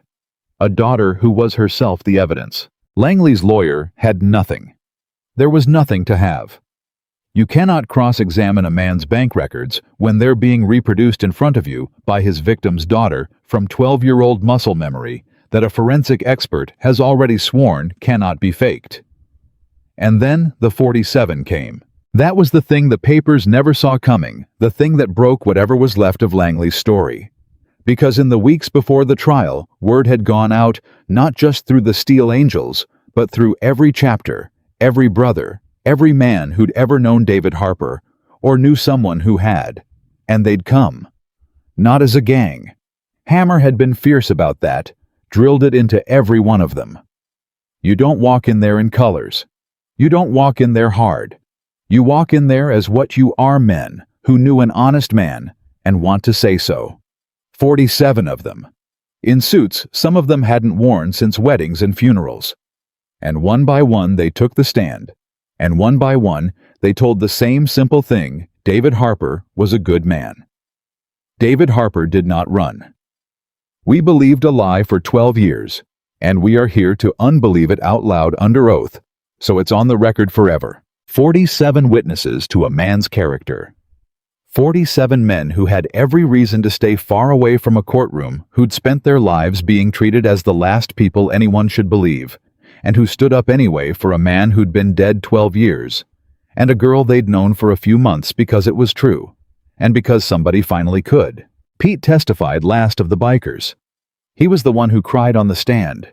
He told them about the empty box funeral, about hating a man for running who'd never run, about the mark David hid in every tank the little wing folded around a flame that nobody knew, and how he'd seen that exact mark in the sketchbook of a girl who couldn't have known it existed. You want to know how I'm sure, he said to the prosecutor, to the jury, to the whole room. A man doesn't put his secret signature into his little girl's hand and then run out on her. He does that because he knows he's not coming back. He does that because he's leaving her the only thing he's got left to leave the truth and the means to carry it. That girl isn't lying. That girl is the last thing David Harper ever made. And she's the best thing. Ray Delgado testified too. Broken hollowed out a man who'd traded his soul for a straight life 12 years ago, and finally understood it had cost him the only thing he ever had, the friendship of a man he'd helped murder. He told all of it, the scheme, the night, Langley's order, his own hands. He didn't ask for sympathy, and the jury didn't give him any, but they believed him because a man confessing to his own murder of his best friend with nothing left to gain is a hard man to disbelieve. And through all of it, Victor Langley sat at the defense table and watched his 30 years come apart, and Lily watched him watch it, and she waited to feel triumph. It never came. What came instead was something quieter and stranger, a kind of grief that this was what it took. That her father had to die, and her mother had to break, and 12 years had to pass, and 47 men had to swallow their pride, all so that one arrogant man could finally be made to answer for a thing he'd done without a second thought. It wasn't triumph. It was just the truth, arriving late the way it always does. The jury was out for 6 hours. Guilty. On all of it. Murder. Conspiracy. 14 years of fraud. The whole rotten structure brought down at last, not by the police, not by the papers, not by the powerful, but by a dead painter, a dying old man, 47 bikers, and a girl with her father's hands. Langley never looked at her when they read it, but Ray did.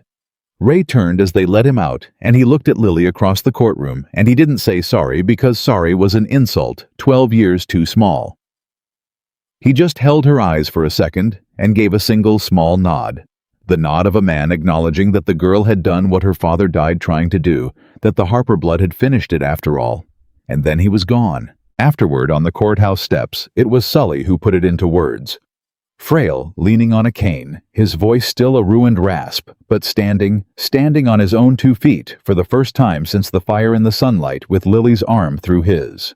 He used to tell me, Sully said back when he was just my student and I was teaching him to hold a brush. He'd say, Sully, a painting's not the thing you can see. The thing you can see is just where the truth is hiding. The old man's eyes filled. I never knew what he meant. For 30 years I never knew. I know now. He looked at Lily. He wasn't hiding the truth in the paintings, sweetheart. He was hiding it in you. The paintings were just where you'd finally learn to look. Lily stayed. That was the thing she decided, standing on those steps with Hammer on one side, and Pete on the other, and Sully, leaning on her arm, and 47 men in borrowed suits filling the sidewalk below. She'd walked into that clubhouse an orphan with a backpack and a sketchbook alone. In a way, she'd been alone her whole life, a girl carrying a dead man's secret and a dead woman's grief, and no one anywhere who knew her name. And she'd walked out of that courtroom with a family. Not the family she was born to. The family her father sent her to. The one he'd promised in a letter written the week before he died, find the Steel Angels. They're the only men on earth I'd trust with your life. He'd been right. He'd been right about all of it. She set up a shop eventually in the back of the clubhouse, the same garage where they'd laughed at her, where the laughter had died, where a bare steel tank had first proved whose daughter she was. She painted bikes. For real now, for a living. And the Steel Angels' work became something people drove 500 miles for, because word got around that the girl who painted them wasn't just good. She was the last living thread of a legend, and every tank that came out of her hands carried tucked somewhere in the design so small you'd never see it, unless you knew to look a tiny wing folded around a flame. Her father's mark. Passed down. Alive. And sometimes late when the garage was empty and the others had gone home. Hammer would find her out there still bent over a tank, her hand moving with that certainty that had frightened them all the first night, and he'd stand in the doorway and not say anything. Just watch the way you watch a thing you almost lost and got to keep. You know what gets me, he said to her once on one of those nights. Out of all of it. It's not the trial. It's not even David, God rest him. He nodded at her hands at the brush moving. It's that he knew. 12 years ago, with everything falling down around him, he looked at a 6-year-old, and he didn't see a kid he was about to leave behind. He saw the person who was going to finish it. He believed in you before you could even spell your own name. That's the thing I can't get over. What kind of faith does a man need to bet the whole truth on a little girl growing up right? Lily didn't stop painting, but she smiled just slightly the way her father used to when he was hiding something good in the paint. The kind of faith, she said, that turns out to be right. She'd walked into a room of 100 bikers as a joke, a lost girl asking to paint their bikes for tips. She'd walked out as the woman who brought down a judge freed her father's name and gave 47 hard men something they'd spent their whole lives being told they weren't allowed to have the chance to stand for the truth and be believed. Her father hadn't disappeared. He'd left a map. The painting was never a memory. It was a weapon. And the girl he'd forged to wield it hadn't just found the truth buried in the paint. She'd become it.